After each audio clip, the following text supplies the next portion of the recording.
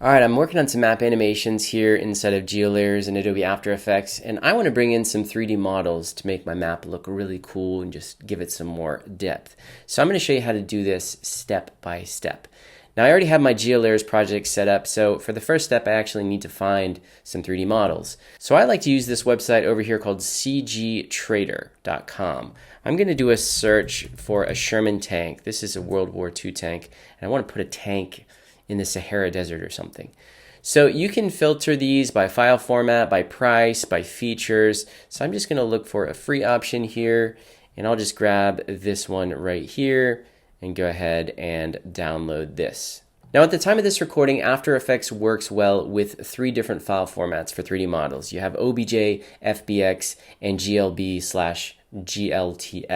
Now I recommend you try to get a GLB because those just work pretty seamlessly, whereas these OBJs in these FBX files, I've encountered a huge number of errors. I always get issues with the textures not coming in. I've tried a wide variety of different 3D models, always get errors. So what I like to do is just bring this, for this particular option, I only got an FBX and an OBJ. So I'm going to go ahead and open this in Blender and then go File, Export, and then at the very bottom you have GLB/GLTF.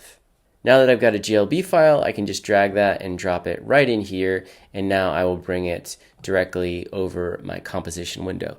Now it gives me a quick warning saying that 3D models in your composite require use of the advanced 3D renderer to be visible. So After Effects will automatically change this as you drag it in. And then it'll bring up this dialog box, which is just giving you some of the different parameters and features of this model. So what I like to do is click on Make Comp Size. You can manually adjust the object scale if you want. And then in advanced here, you can further tell if you want to, control the axis. You can flip that around and change it as you want. But don't worry if you don't get this changed perfectly right here, because you can always open this up again and change it at a later time. So I'm going to go ahead and click OK. So now I've got this big tank here. I've got my new layer. So I'm going to quickly just rotate this. We'll rotate it by 90 degrees on the x-axis, and then I'm going to scale it down. And I want to put this in my desert, so I'm going to zoom in here to North Africa, and then I'll just grab this model. I'm going to put it right over here, scale it down a little bit more. Now, as with any layer inside of GeoLayers, if you want it to go along with your map, you just parent it to the map comp anchor, and now as I pivot this around, we will see our new 3D model right here. It's pretty cool. And this will scale as I zoom, and it changes the pitch and bearing as I move around right here. Now, if you want to animate a 3D model, you could go in here to the position, and you can just, play around with the widget here. But what I like to do is kind of an extra step, but it's really, really great. I like to create my own custom path via a null label template and then parent this particular model to that so it'll just follow along. So to do that, I'm going to first click on this right here that says Create Shape Layer to Draw On, and then with the pen tool selected, I'm just going to quickly do a path animation right here, so we'll have it kind of swoop around here. And what I will do now with this selected, go to the GeoLayers panel, click on the plus icon, and say Feature from Layer. And now we have this as a map feature. Now what does this allow us to do? Well, now I can go to the label templates, go all the way down, select Null Layer, and then put your playhead at the beginning and click on the label icon right here with this selected. And you click on this and you say Animate Null Along Feature. And it's going to ask you how long do you want this to take. We can do something like 5 seconds. Click on Create Animation. Now we have this null animating along here. Super duper cool. Go to the Effect Controls panel and you can do Scale with Map, Rotate with Map, Rotate Along Path. And now that null is going to move and rotate and do everything. Now all we have to do is take this M4 Sherman tank and pick whip it to this null. Now hold Shift as you do it, and it's going to go a little wonky here. It's going to rotate it and rescale it. So now we just need to change this back. So we're going to change it back down to like maybe 15% scale. I'm going to hit R for rotation, and we want to rotate this back You know what? I forgot to click rotate along path, so it's not rotating along the path. There we go. So now we have our little tank moving here. Now we want to flip it back around. Okay, so we've got a little 3D model moving along on our map here, and it's got some nice depth, but we want to blend it in a little bit better. And to do that, we need to add some shadows and some light to it. So first I want to add what's called an environment light. So go to Layers, select New, and choose Light. And then under Light type, choose Environment. And for the intensity, I'm going to make sure that's at 100. Shadow darkness is at 65. That's perfectly fine. Now, as soon as I toggle that on, we're going to see some shadows applied to the actual tank. So if I toggle this on and off, you can see it changing right here, but we're not seeing any shadow on the actual map. And that is due to the fact that we need to actually have what's called a shadow catcher layer. So for this, we just go to Layer and select New Solid, and we're going to call it Shadow Catcher. And we want to make sure it's the comp size, click OK. And you can do this one of two ways. What I'm going to do is set it to, actually we parent it first to the map comp anchor and then set it to 3D, and now we'll see it. So you could make it the size of the actual area where this is going to be animating, or I could attach the shadow catcher to that path and animate it along with the tank. It basically is whatever kind of workflow you want to do. But notice that our tank is kind of clipping here. So I'm going to grab the tank and we want to move it up just a little bit. And as I move it up, we're starting to see some shadow here. Now we want to get rid of this white color. So to do that, we go to our shadow catcher layer. I'm going to just bring it down here. We go to the shadow catcher, open it up and go to material options. And here you have all your shadow parameters. Basically under accept shadows, you want to switch that from on to only. And there we go. Now that knocks that out and we just have our tank moving along here. Now if you open up the environment light, you can see that we have an X rotation and a Y rotation. We can even use an HDRI. Is it HDR? HDRI. You can select that right here. If you're bringing it in, you can apply that here. And then you can further, once again, adjust the cast shadows, the shadow darkness, and make all of your changes here.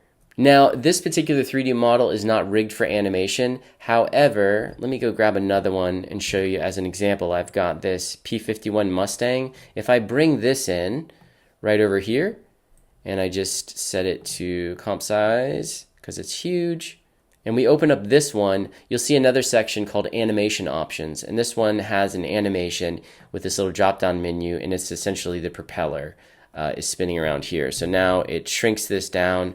So now you can see we have this little animation of the propeller here. I would just need to do like a time remapping and continue to loop it out to make this work.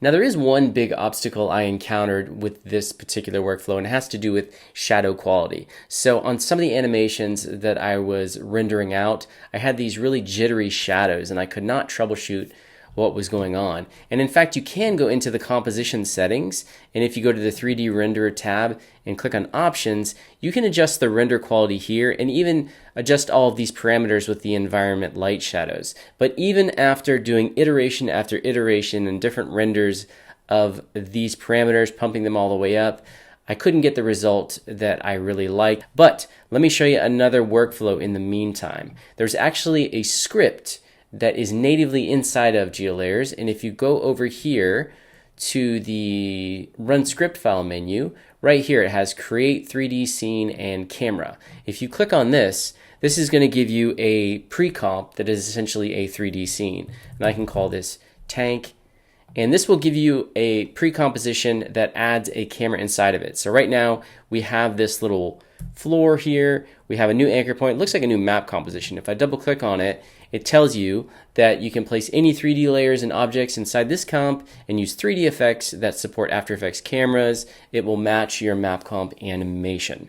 So, and then if you want to make any changes, you adjust the effect controls of the tank origin pin layer in your map comps containing comps. So right over here, they're talking about this one. So this one essentially has all these pinned parameters. So let me show you how this workflow would go. You can go and grab the Sherman tank again, put it right here. It's going to change this to advanced 3D right over here. And now I'm just gonna like center this up. I'm gonna go to the rotation, do 90, and then for position, I'll do 1920 by 1080, which should put it smack dab in the middle. And now directly in here, I can go ahead and add an environment light and kind of set up the same rig that I had in my containing comp. I have the shadow darkness here set to 70%. I'm also going to want to bring the floor up here and bring my tank up a little bit. And then of course I want to make sure that all of the shadow settings are set properly. So now I've got this. If I come back into here, now you can see it will refresh and we will have this tank right here. And now I'm going to go to the floor, and under material options I kind of do the same rig here except shadows only. Now the really limiting factor of this workflow is that I can't have it follow paths very easily. If I want to animate the position of this tank now, I can grab the anchor or the null object anchor comp here, and it has a pixel offset, so I can move it around like this. Let me bring down the resolution so we can actually see this. So I could essentially, move it around here, have my tank moving around. I can change the bearing offset, but this is classic. Anytime you introduce a new workflow, you always have limitations. It's so frustrating, but that's where we're at right now. So this is another workflow. I have an entire individual tutorial, like standalone tutorial on this particular script, because it's really cool. You can use particle simulators and create like snow effects and do all kinds of cool stuff. But I've noticed that using this workflow, my shadows stay crisp, whereas when parenting them in the containing comp, I have this jittery shadow problem every once in a while, which is really does not look good at all. And now you can see as I pivot around, we now have this 3D layer and our shadows are going to behave appropriately. And I need to go back into this and grab the floor, and I can just go to properties and expand this way out so that our shadow catcher layer here is properly catching these shadows, because I see a bit of a line here.